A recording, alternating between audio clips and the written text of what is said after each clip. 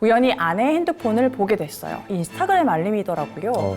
럽스타그램을 하고 있더라고요. 대학교 친구가 딱 요 케이스, 남편이라고 이제 병원에 찾아왔던. 결국 자기가 선택을 해놓고 그 선택의 결과에 대해서 자기가 책임을 져야 되는데 그걸 자꾸 블레임한단 말이에요. 내가 너를 일찍 만나서, 내가 괜히 너랑 결혼해서, 아니 무슨 보쌈 당했어. 그니까요. 다음 두 번째 사연 읽어보도록 할게요.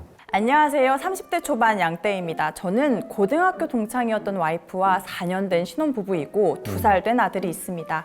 와이프는 육아휴직을 끝내고 새로운 회사로 이직을 했고 저는 현재 육아휴직을 내고 육아를 전담하고 있습니다. 아내는 이직 초반엔 회사에 적응해야 한다면서 야근이나 회식 등의 양해를 구했습니다. 저는 아내를 응원하고 싶었기 때문에 집에 들어오기 전까진 웬만하면 연락을 하지 않고 기다렸어요. 그런데 6개월이 지나도 야근이나 회식은 끊이질 않더라고요.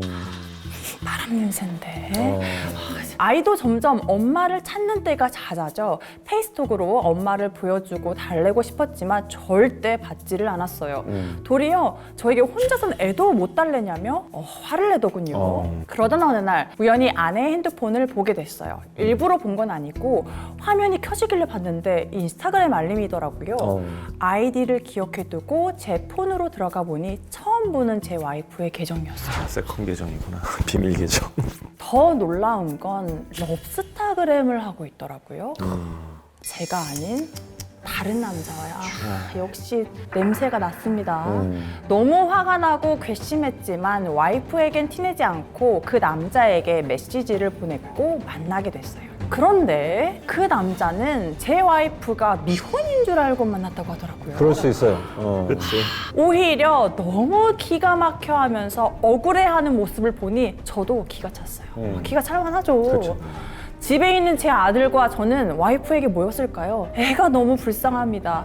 이 경우에도 상간소송이 가능할까요? 아직 아내에겐 티내고 있지 않은데 너무 괴롭습니다. 사연 보니까 생각난 게 제 대학교 친구가 30대 초반에 딱 요 케이스, 클럽에서 어떤 여성을 만나서 한 3개월 정도 만났는데 남편이라고 이제 병원에 찾아왔던.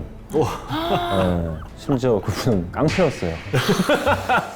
그래가지고 너무 놀라고 무섭고 막 그래 했던 기억이 납니다. 근데 변호사님이 이게 있죠. 그러니까 상대가 유부남, 유부녀라는 거, 기혼인 거를 알고 나서 네. 그 후에도 만남을 이어가면 상간 소송이 가능하지만 네. 안 시점에서 그냥 헤어진다. 그러면 상간 소송 불가능하죠.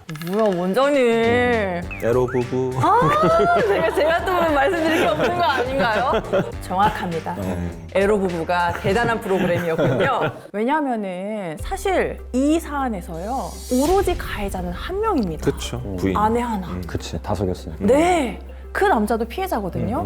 지금 내가 그 남자한테 소송을 할 수 있을지 걱정하는 게 문제가 아니고 와이프가 그 남자한테 소송을 당할 수가 있습니다. 그렇죠. 왜냐하면 저는 유부남을 안 만날 거예요. 내가 유부남인 걸 알고 만났더라면 그 사람이랑 만나지도 않았을 거고 스킨십도 안 했을 거고 성관계도 안 했을 거고 내가 속아서 했잖아요. 그러면 그게 법률상 용어로 성적 자기결정권이거든요. 그러니까 성과 관련된 것을 내가 스스로 나의 정확한 판단하에 결정할 권리예요. 그런데 적극적으로 속여서 날 기망해서 내가 잘못된 판단을 하게 된 거잖아요. 내 아내는 그러면 그 남자한테 소송까지 당할 수 있는 상황인 거거든요. 그래서 그 와이프의 상대방은 너무 밉지만 비난의 대상이 될 수가 없습니다. 그런데 이제 원장님께서 말씀하셨던 것처럼 와이프인데 유부녀야 이렇게 얘기를 했음에도 불구하고 사실 또 사람 마음이 한 번에 정리가 안 되는 경우도 있잖아요. 놀래가지고 화들짝 정리하는 분도 있는가 하면 뭔가 마음이 생긴 바람에 상대방이 또 미안해 사실 내가 남편하고 진짜 사이가 안 좋아가지고 보통 그렇죠. 이혼을 내가 이혼을 준비하고 있었는데 얘가 이제 와서 왜 이러는지 모르겠다. 기다려라. 내가 지금 곧 지금 뭐 숙려기간 끝나간다. 이러면서 또 감언이설로 소득이잖아요. 그럼 그때부터는 알고 만난 거거든요. 그럼 아무리 억울해도 위자료 지급할 수밖에 없어요. 그렇기 때문에 유부녀다, 유부남이다 알았으면 곧바로 정리해야 됩니다. 근데 지금 변호사님 얘기를 듣다가 생각난 건데 상간녀나 상간남들이 걸렸을 때 난 몰랐다 뭐 이런 식으로 이걸 악용하는 경우들도 좀 있겠네요. 맞아요. 그래서 단골 주장이 전 몰랐는데요. 그래서 제가 늘 이제 원고 입장에 계신 아내분, 남편분께 말씀드리는 게 증거 검토 충분히 받으시라, 저 변호사한테. 왜냐하면 불륜인 증거만 있고 기혼자라는 걸 알았다는 증거가 부족한 경우가 있거든요. 그쵸. 근데 내가 홧김에 너무 열받아가지고 질러버렸어. 야 이렇게 가면 그때부터 요즘에 매체가 많으니까 다 안단 말이에요. 그러면 나 몰라라 하는 거죠.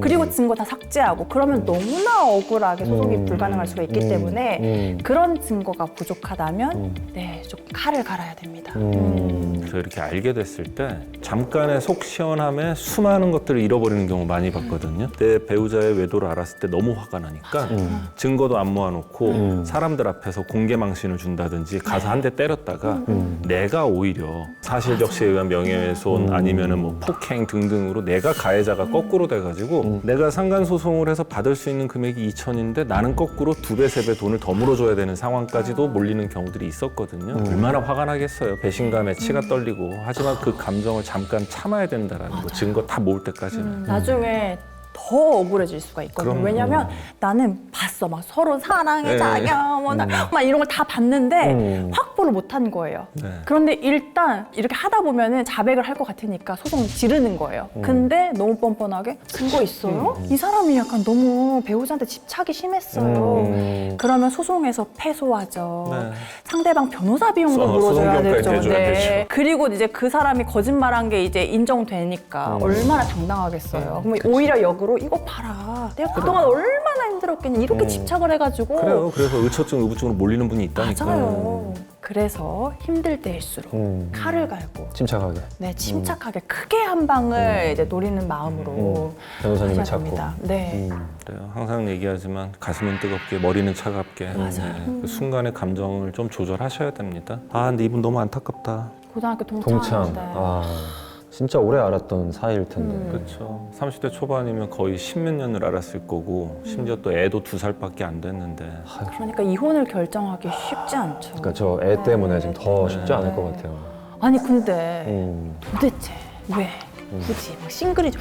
에너지 소모가 너무 크지 않나요? 순간의 쾌감이 그걸 앞서는 거겠죠. 그리고 이제 30대 초반이고 하니까 네. 친구들은 아마 결혼 안 하고 놀고 있는 친구들이 많았을 거고 자기는 일찍 결혼해서 아이를 낳았다. 그리고 거기에 이제 매여 살았기 때문에 굉장히 자기 인생이 뭔가 억울하고 그쵸. 거기에서 이제 난 이제라도 좀 누려야겠다. 이런 식으로 뭔가 잘못된 방향으로 좀 터진 것 같아요. 되게 안타까운 게 결국 자기가 선택을 해놓고 그 선택의 결과에 대해서 자기가 책임을 져야 되는데 그걸 자꾸 블레임한단 말이에요. 내가 너를 일찍 만나서 내가 괜히 너랑 결혼해서 너 아니 무슨 보쌈 당했어. 그니까요. 애도 혼자 못 보냐고 화를 내고 있잖아요. 그러니까요. 화가 납니다. 그래서 저는 이 사연자분이 또 걱정되는 포인트가 배우자가 바람을 피웠는데 이혼을 결정하지 못하시는 분들에게 제가 무조건 권해드리는 게 상간소송을 하시라고 말씀드리거든요. 왜냐하면 내가 화를 좀 풀어내는 하나의 방법이 될 수는 있어요. 당사자가 아닌 제3자 판사님이 저 사람이 잘못했다고 판단을 내려주고 소송하는 과정에서 제가 막 소취해 주시면 안 될까요? 죄송합니다. 이런 모습을 보면서 어느 정도 누그러져. 누그러지는 게 있기 때문에 혼인을 유지하는 경우이시라면 더더욱이 제가 상간소송을 하시라고 권유해 드리거든요. 근데 이 케이스는 하지도 못하는. 그러니까 이분은 마음의 병이 맞아요. 화가 나는데 네. 화를 내야 될 어떤 대상이 대상이 지금, 없고 네. 네. 현실적으로 이제 문제가 되는 거죠. 사연을 보내주신 분은 이혼 전문 변호사하고 정신건강의학과 전문의를 각각 좀 만나는 시간, 본인의 감정 충분히 얘기하시고 여러 가지 조언들을 들으신 가운데 이 감정을 좀 가라앉히고 그 다음에 현명한 선택을 좀 하셔야 될 것 같아요. 네. 감정대로 휩쓸리지 마시고요. 맞아요. 너무 안타까운데 그게 현실적인 조언인 것 같습니다. 한 가지만 더 첨언 드리자면 조금 지켜보시는 것도 좋을 것 같아요. 아직 아내한테는 티를 안 내고 있었다고 했잖아요. 네. 그래서 일단 지금 당장 뭐 아내한테도 나 그 남자 만났어 이러지 마시고 일단 그 남자와의 관계가 완벽하게 정리가 되는지도 한번 추이를 지켜보시는 것도 좋을 것 근데 같아요. 그 남자가 와이프한테 얘기를 했겠죠? 얘기를 하고도 또 아내가 아까처럼 아, 다시 만날 수도 있기 때문에 그러면 소송의 여지도 좀 생기잖아요. 뭐 제일 좋은 거는 이제 그 남자한테 내가 알았다라는 거를 알리지 말고 네가 관계를 정리해라. 아, 네, 이렇게 그쵸. 하고 이제 아내가 어떤 식으로 하는지를 좀 지켜볼 필요가 있겠네요. 이거 좋은 방법인데요. 물론 이제 내 안에서 이제 그게 잘 좀 된다는데 맞아요. 정리가 돼야겠지만 많이 힘드시긴 할 텐데. 일단은 뭐 이분은 제가 볼 때 마음의 병이 생길 것 같고 그럼요. 인간에 대한 기본적인 신뢰가 많이 좀 무너지는 그런 경험을 하셨을 것 같아서 저는 정신과 상담도 꼭 같이 받아보셨으면 좋겠습니다.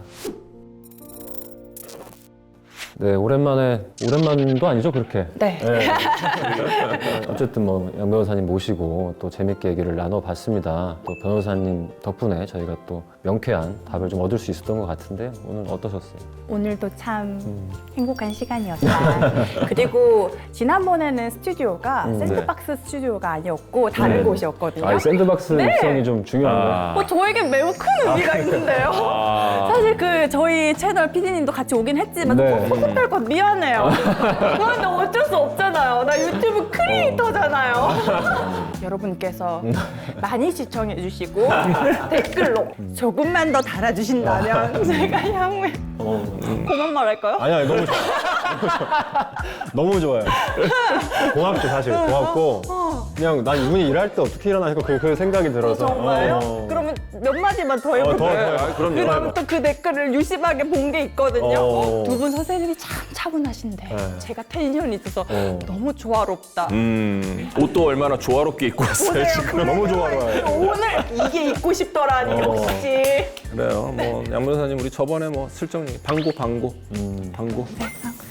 잘한 거겠지? 구독. 좋아요. 알림 설정 꼭